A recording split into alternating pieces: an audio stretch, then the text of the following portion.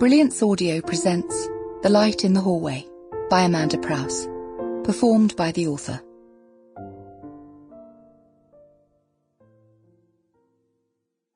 (1992) I asked my mum, she said no, and not just a regular no, but a no with a hand up. He pictured her serious face and pose, like a policeman stopping traffic.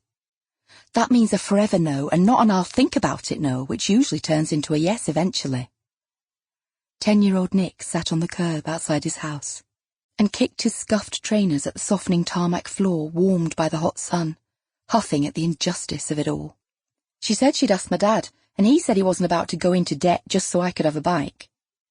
Nick had heard his father before on the topic. It made his face red and his nostrils flare. Debt provides the right level of worry to send a working man to an early grave. I saw it rip my parents apart, and it's a state in which I will never live. Better to go without than go into debt, mark my words. Nick wasn't sure he agreed with this, figuring that to have a bike would be the best thing in the whole wide world, early grave or not. Alex, his classmate, folded his arms across his faded Alvin and the Chipmunks t-shirt and bounced his small rubber ball repeatedly on the same spot, catching it with one hand. The sound was both captivating and irritating. Well, my mum said if we could afford things like bikes, then she wouldn't be pulling extra shifts at the co-op and stacking shelves when she'd rather be at home with a cup of tea and her feet up watching Kerry. Eric, the third member of this esteemed yet nameless gang, whose Yorkshire twang was the strongest, sighed and looked from Alex to Nick. My mum said, "Get out the sodding kitchen, you little bastard," and then she threw a potato at me. He let this sink in as their snickers burbled. I'm taking it as a maybe.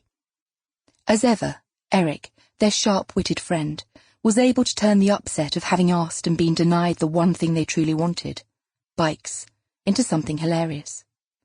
Nick was in awe of how his lanky mate trotted out swear words and funny responses, unafraid to answer back at a particular volume from the side of his mouth, which meant adults didn't always hear, but he and Alex always did, making it a battle to keep those giggles in and their faces straight until they were able to explode. This was one of Eric's skills. This and his enormous capacity for food. They called him the human dustbin, and how much he ate was mightily impressive. It was the norm that Eric would quickly finish what he was eating, whether it be a bag of crisps, a school lunch or a biscuit, and then stare at him and Alex in the way a family dog might, watching with... Sample complete. Ready to continue?